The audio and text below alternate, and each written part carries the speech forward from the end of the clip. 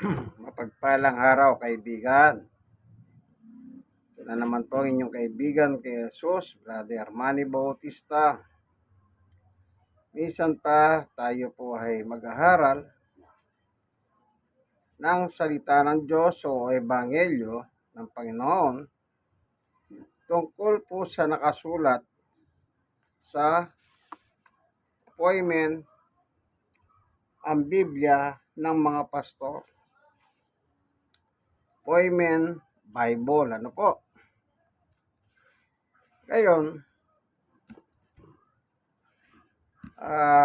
bago tayo papalahot sa ating pag-aaral ng salita ng Diyos ayon sa Appointment Bible, tayo muna ay panandaliang mananalangin. Alam niyo po, yung isang pananalangin, mabisang bagay yan upang tayo ay papatnubayan ng Diyos, upang hindi po tayo magkamali. Po, purihin ng Panginoon.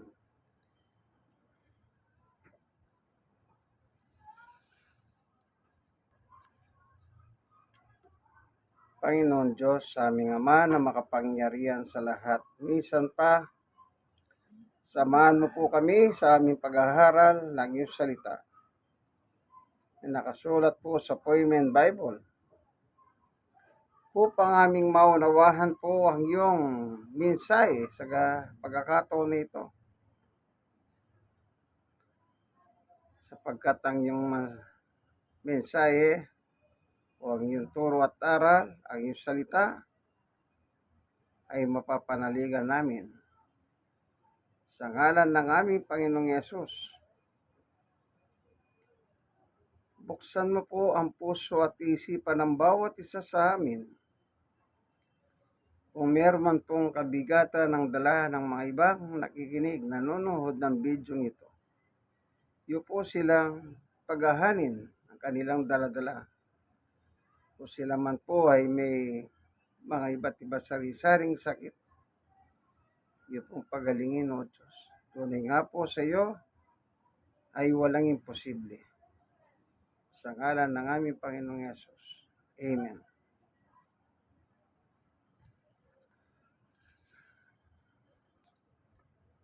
Ang ating pong titignan sa Biblia, yung nabasa ko po kanina naman sa Facebook, diyan nyo po makikita pala na meron kasi nakakot po sa Facebook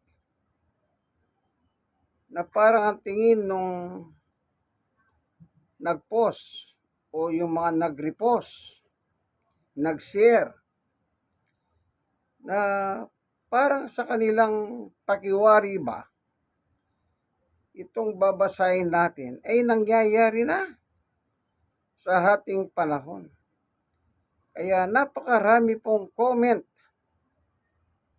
iba-iba ang paniwala. Diyan mo makikita na yung mga tao alerto na rin po pala pagdating sa turo at aral sa Biblia.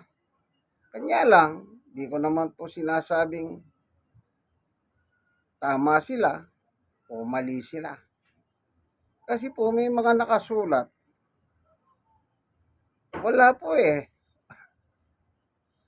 Iba-iba ang kanilang interpretasyon at ang iba-iba rin ang kanilang paliwanag is about pananampalataya. May kanya-kanya pong nakalagay.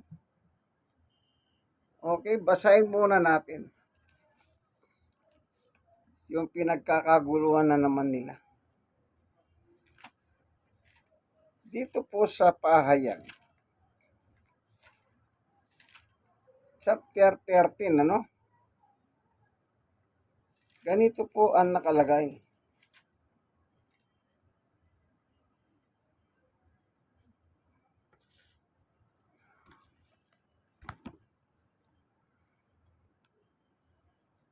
Pupunasan ko lang.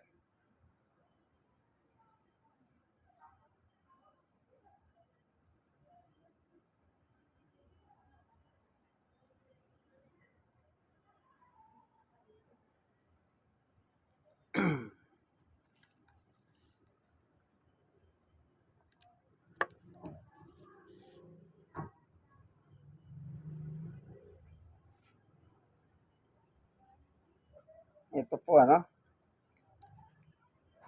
babasahin ko na po para sa kabatiran ng lahat. Po, mag-aaral tayo ngayon. Amen? Amen. Magnifying glass.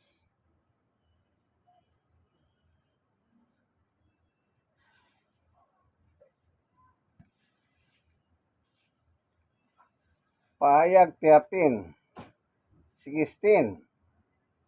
Sa pilitang pinatatakan ng ikalawang alimaw, ang lahat ng tao sa kanilang kanang kamay o sa noho, maging sila'y dakila o amak, mayaman o mahirap, alipin o malaya.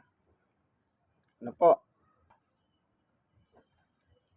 17. At walang maaaring magtinda o bumili, malibang sila'y may tatak ng pangalan ng alimaw o ng bilang nakatumbas ng pangalan ni Yahon. 18. Kailangan dito ang karunungan. Maaaring malaman ng sino mang matalino ang kahulugan ng bilang ng alimaw, sapagkat ito'y bilang ng isang tao.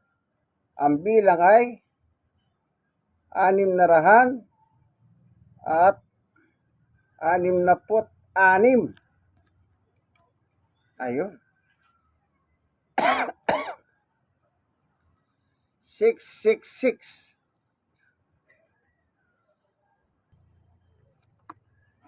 Number 666. Ayan. Bilang ng isang tao. Actually, marami na po akong nakita mga iba't ibang sekta ng reliyon na sinasabi nila itong daw tao bilang ng tao. Ewan sabi nila yun daw Santo Papa.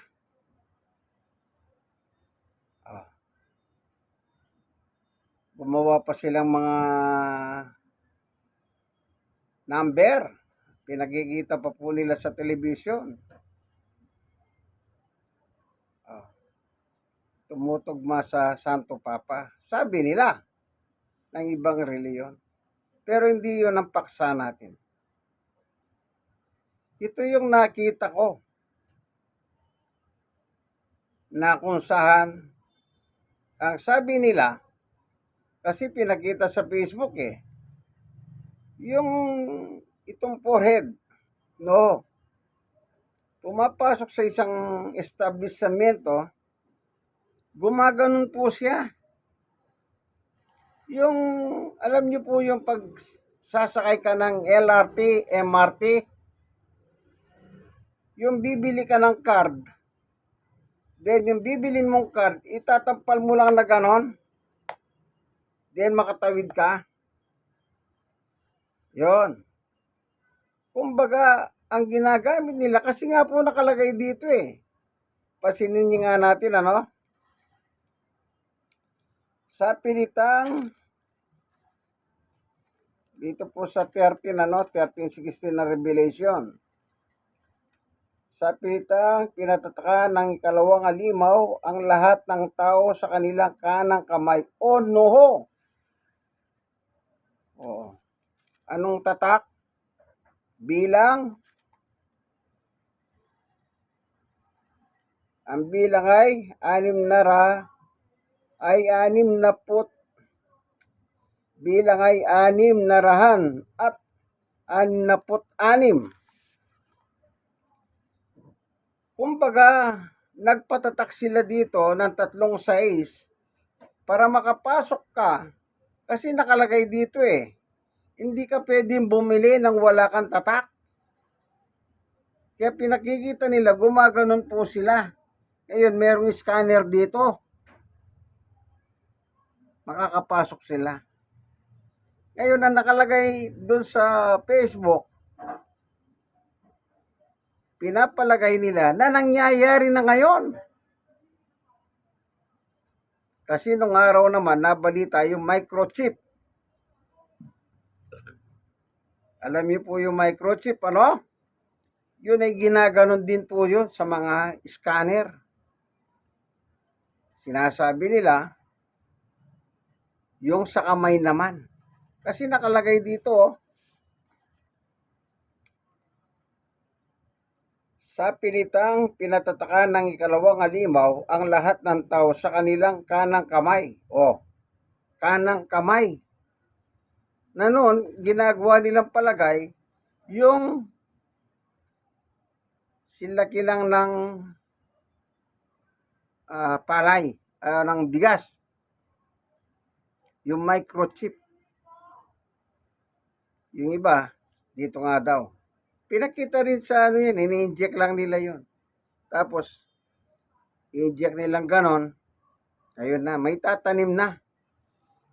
Kanang kamay. Tapos, gaganon mo lang. Ang sari-sari po ang lumabas na espekulasyon. Baka yun daw po yung microchip. Ang isa sa mga napagbintangan nila na meron na microchip na ganyan ay ang artistang Chris Aquino. Para bang alam nilang na ano po, meron lang silang may turo. Sana ang gawin nila, interview si Chris. O Chris, meron ka bang microchip? Yun ang maganda. Pero yung ituturo mo,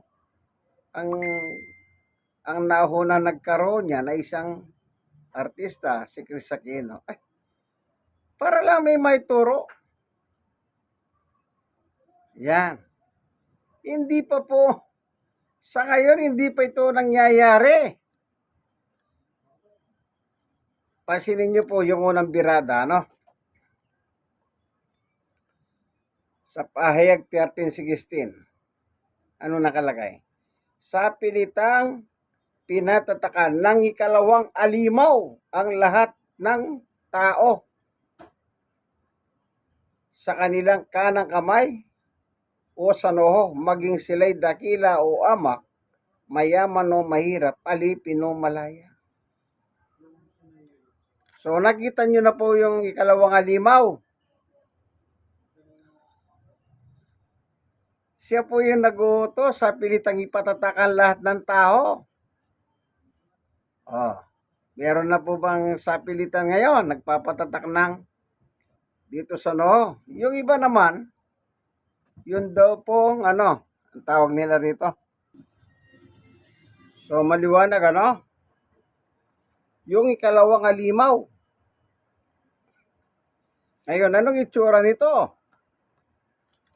Yung ikalawang halimaw na pinipilit ang mga tao na patatak ng 666 sa noo, sa kamay. Dito po sa 13:11. At nakita ko ang isa pang halimaw na lumitaw mula sa lupa. May dalawang sungay ito tulad ng sungay ng isang batang tupa. Ngunit nagsalita ito parang dragon. Ayan. Ito po yung pangalawang halimaw. Anong itsura niya? May dalawang sungay. Ito na tulad ng sungay ng isang batang tupa. Ngunit nagsalita ito parang dragon. 12. Ginamit niya ang lahat ng kapangyarihan ng hunang halimaw upang ipatupad ang kagustuhan nito. Ang lahat ng tao sa lupa ay sapilitan niyang sumamba sa unang halimaw na nagkaroon ng sugat na nakamamatay, ngunit gumaling na. 13. Kahanga-hanga ang mga kababalaghang ginawa ng pangalawang halimaw Nagpaulan siya ng apoy mula sa langit at ito'y nasaksiyan ng mga tao sa pamamagitan ng mga kababalaghan kanyang ginawa sa harapan ng unang halimaw na ikayat niya ang mga taong gumawa ng isang larawan ng unang halimaw na nasugatan ng tabak, ngunit nabuhay. Kasi ipinintulot din sa kanya na bigyan niya ng niya ng hininga ang larawan ng unang halimaw, kaya't nakapagsilita ang larawan at ipinapatay nito ang lahat ng ayaw sumamba sa kanya. Doon po sa 16, sa pilitang pinatatakan ng ikalawang halimaw ang lahat ng tao sa kanilang kanang kamay o noo, maging sila'y dakila o amak, mayaman o mahirap, alipin o malaya. Persahan.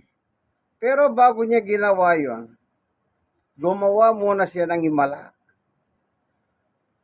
Nagpaulan siya ng apoy. Nakita ng mga tao.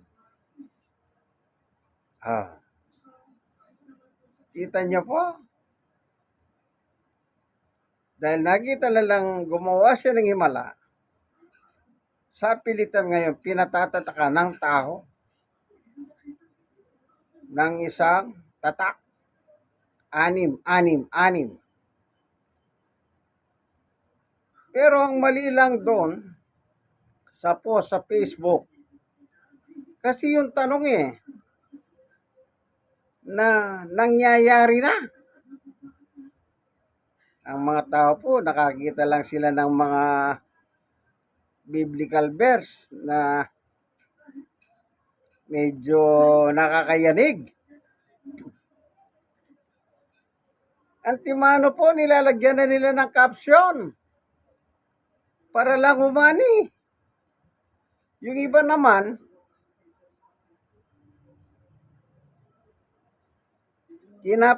copy-paste nila, ipinopost nila sa kanilang account.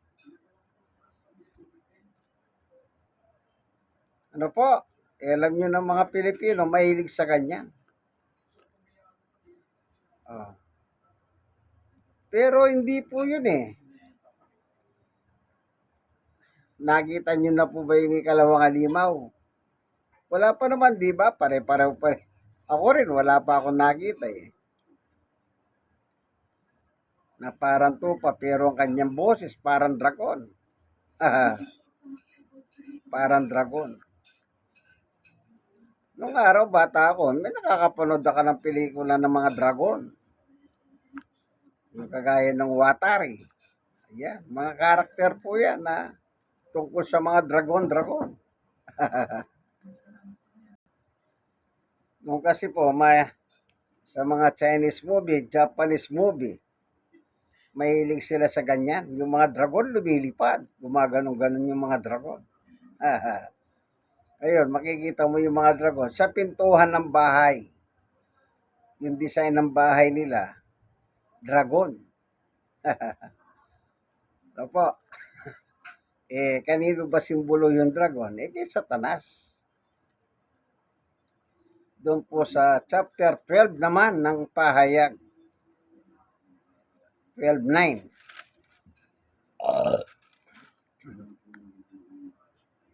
Tingnan natin ano.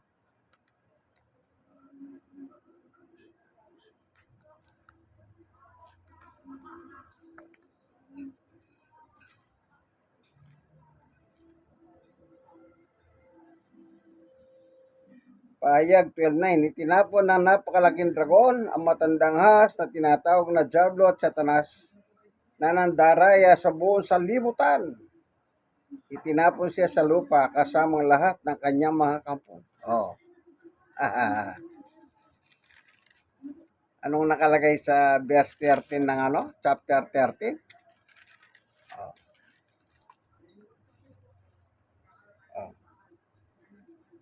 13:11, nakita ko ang isa pang halimaw na lumitaw mula sa lupa. Lumitaw mula sa lupa. Ano yon? Biglang lumitaw na ganyan, ano? May dalawang sungay ito na tulad ng sungay ng isang batang tupa. Ngunit nagsalita ito parang dragon. Pero nakalagay dito Anong sabi niya? Sa 14, nalinlang niya ang lahat ng tao sa lupa. Oh, nalinlang. Sa pamamagitan ng kababalaghan kanyang ginawa sa harapan ng unang alimaw, naikayat niya ang mga taong gumawa ng isang larawan ng unang alimaw na nasugatan ng tabak, ngunit nabuhay. Oh.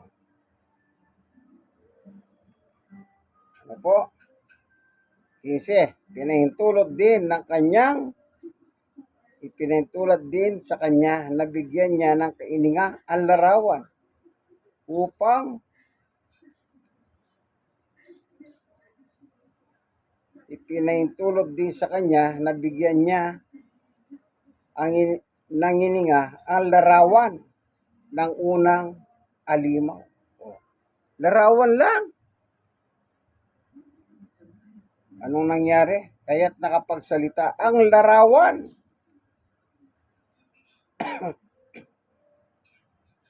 At tinapatay nito ang lahat ng ayaw sumamba sa kanya. Meron na ba nangyayaring ganyan? Wala pa, di po ba? Kaya yung nakalagay po dito sa chapter 13, hindi pa po nangyayari yan. Kaya wag po kayong mag-alala kung kayo man po ay nakakabasa sa Facebook tungkol sa nakasulat po rito, yung pagtatak, sa pilitang patatakan kanya ang lahat ng tao. Wala pa naman pong nangyari sa pilitan. Kasi ang tendency kaya sa pilitan, hindi ka pwedeng magtinda, hindi ka rin pwedeng bumili.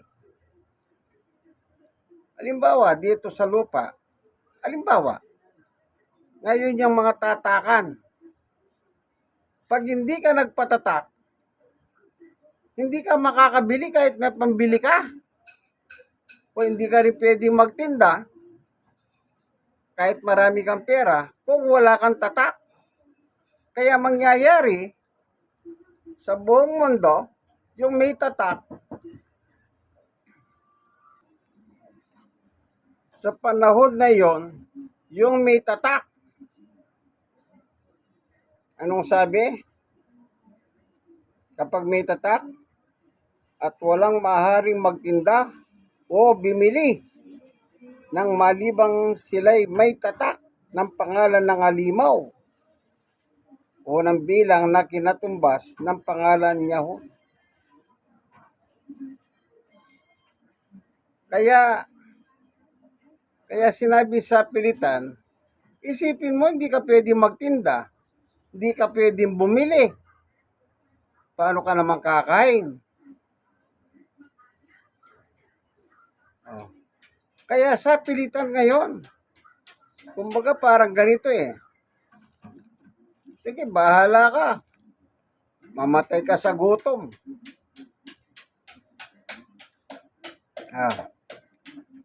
Yan tao po, pagka sa ang usapan, tiyan.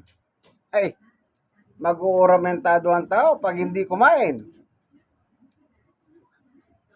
Mag-aaramentado. Magwawala. Magkikipag-away. Kung hindi siya makabili. Kasi kung wala kang tatak, kailangan may tatak muna pakita mo. Sa kanang kamay o sa noo. Ano po? Kaya yung nakita kong picture kanina, gumaganan muna sila sa scanner. At saka sila makapasok. Yan timano, pinapalagay nila, parang nangyayari na kanila. Ay, malayong-malayo po sa katotohanan yan. Ano? Mangyayari po ito, nakasulat na ito sa future pa. Sa ngayon, nasa biyaya pa tayo. Panahon ng pagliligtas ng Diyos ang ating panahon ngayon. Panahon ng pangangaral ng mabuting balita sa lahat ng mga tao. Hindi tatatakan. Pangangaral ng mabuting balita, hindi pananakan, ay patatakan. Kaya,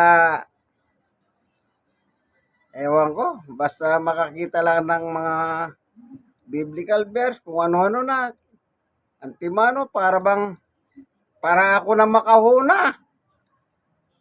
Parang very proud sila kung nauna sila, marami yung nagko-comment sa kanilang pinos. Yung quote na yon, hindi pa hunahan yan, hindi paramihan yan. Baka ganun ang inaakala ng iba. Panahon po ng pangangaral kayo ng Ebanghelyo upang ang tao maligtas. Hindi ka na sumapit sa tatatakan ng 666, 36. Oh. Ano po? Kaya tatandaan nyo po, ano? Panahon po ng biyaya, pagliligtas ng Diyos. Ako tansya ko, ano ito eh? Magkakaroon muna ng rapture. Rapture. Ako sa akin lang po sariling palagay. Yung rapture, yung paghagaw ng mga banal. Kaya itong mangyayari itong Revelation 13, wala na yung mga mananampalataya dyan. Yung natira, yung mga unbelievers. Oh. Sa akin lang yun ang aking palagay sa talatang yan.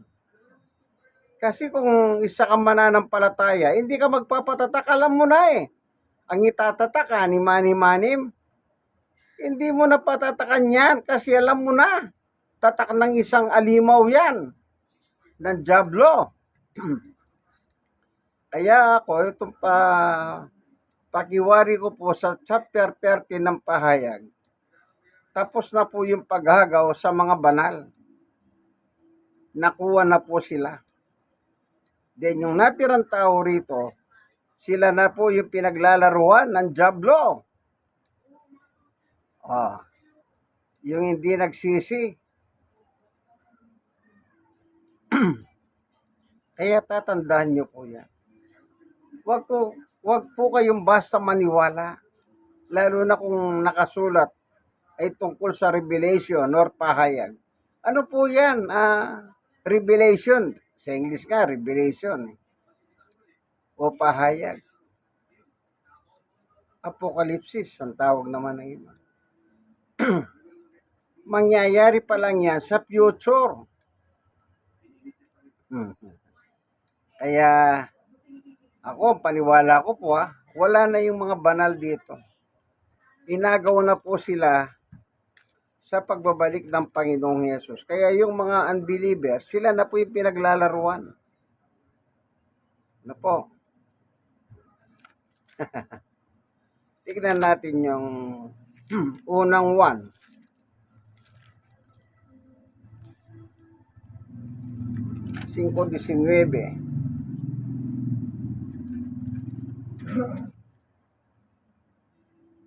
Alam natin tayo sa Diyos kahit na buo sa libutan ay nasa kapangyarihan ng Diablo. O ano daw po buo sa libutan?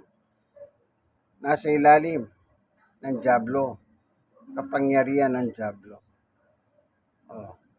Yung mga banal, wala na po sila. Yung mananampalataya kay Jesus, kinuha na po sila ng Panginoong Yesus. Inagaw na po sila, yung mananampalataya, buhay at saka mga patay. Nagsalubong po sila sa langit. Sinaman niya po sila, Tignan natin,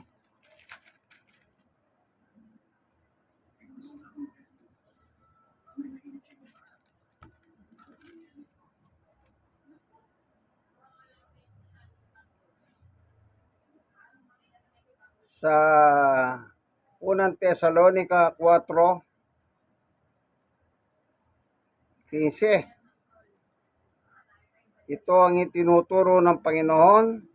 Sinabi namin sa inyo, tayong mga nabubuhay pa at natitira hanggang sa pagparito ng Panginoon ay hindi mauuna sa mga namatay na. 16. Sa araw na iyon ay naririnig ang tinig ng arkanghel at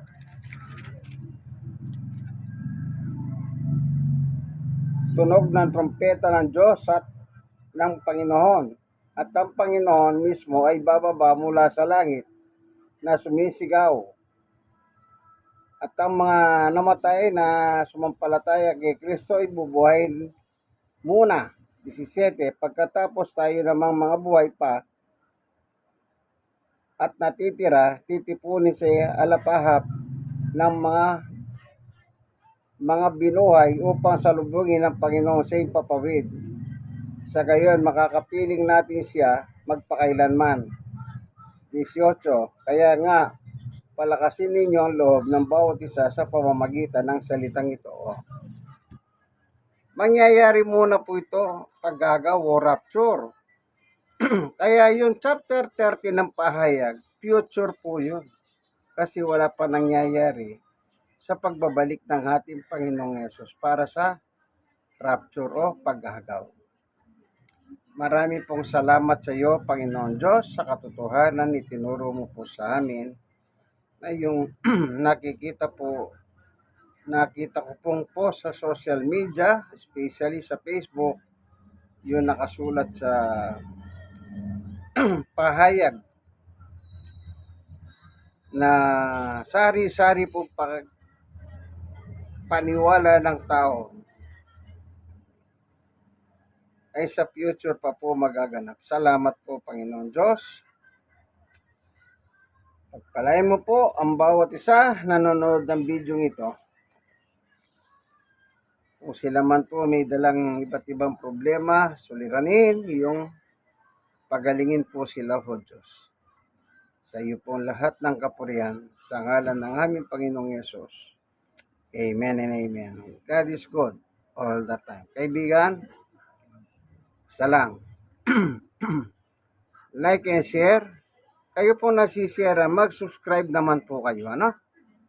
I-share nyo na pong i-share, ano? Itong aking munting video. Ito po ang inyong kaibigan kay Jesus, Brother Manny Bautista.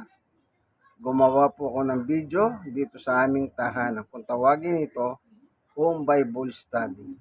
Para may share ko po sa pamamagitan ng social media ng YouTube. Po, pang YouTube ika nga po. God bless us all po, no?